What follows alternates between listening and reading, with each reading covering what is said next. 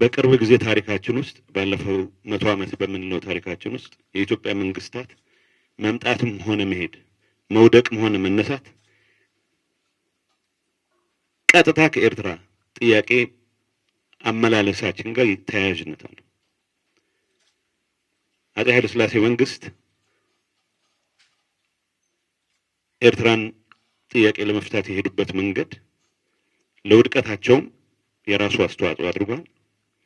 የደርግ መንግስት የኤርትራን ጥያቄ ለመፍታት የሄደበት ሂደት ለውድቀቱም ትልቅ አስተዋጽኦ አድርጓል። የኢህአዴግ መንግስት የኤርትራን ግንኙነት በሚመለከት የተከተለው አካሄድም ለራሱ ውድቀትም ትልቅ አስተዋጽኦ አድርጓል።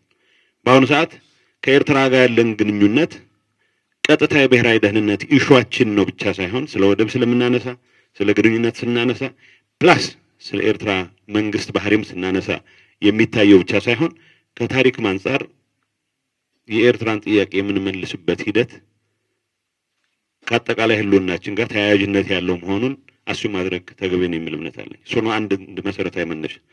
ሂስቶሪካሊ እንዳልኩት ለኢትዮጵያ መንግስታት መውደቅም መነሳትም ወሳኝ ፋክተር ሆኖ ረጅም ጊዜ አገልግሏል።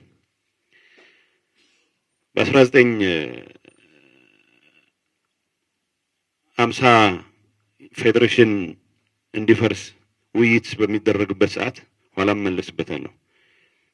ይሄ ነገር ችኮላ እንዳይሆን የሚል ስጋት የነበራቸው አክሊሉ ሀብተወልድና ጸሐፌ ትእዛዝ ወልደ ጊዮርጊስ ነበሩና ይሄ ፌዴሬሽን የሚባል ይላሉ ጸሐፌ ትእዛዝ ወልደ ጊዮርጊስ እንደው ነገሩ ስላልገባን ፈርተነው ነው እንጂ በደንብ በውል ከተገነዘብነው ለኛ ብቻ ሳይሆን ለኤርትራ ብቻ ሳይሆን ለኡጋዴንም ለኦሮሞም ለትግሬውም መፍትሄ ሆኖ ሊመጣ ይችላል።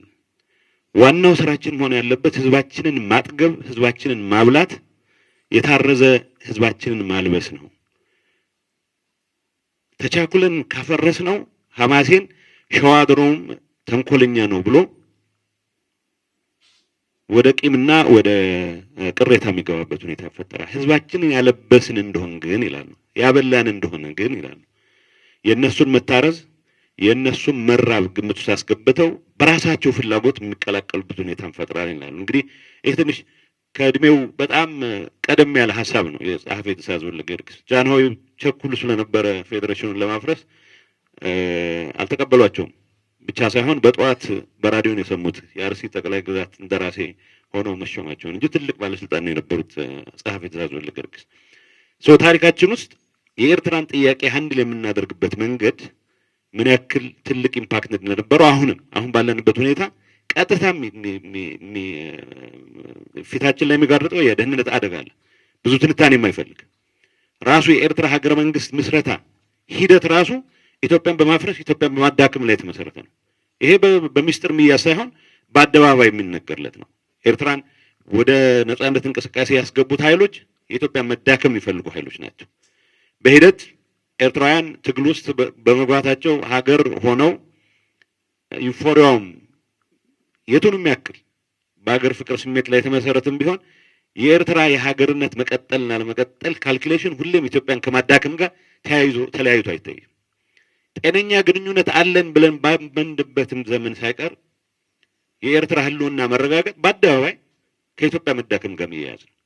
ይሄንን ግምት ውስጥ ስናስገባ ታሪኩን በተወሰነ ደረጃ ማንሳት ተገቢ ነው የሚል እምነት ስላለኝ ነው።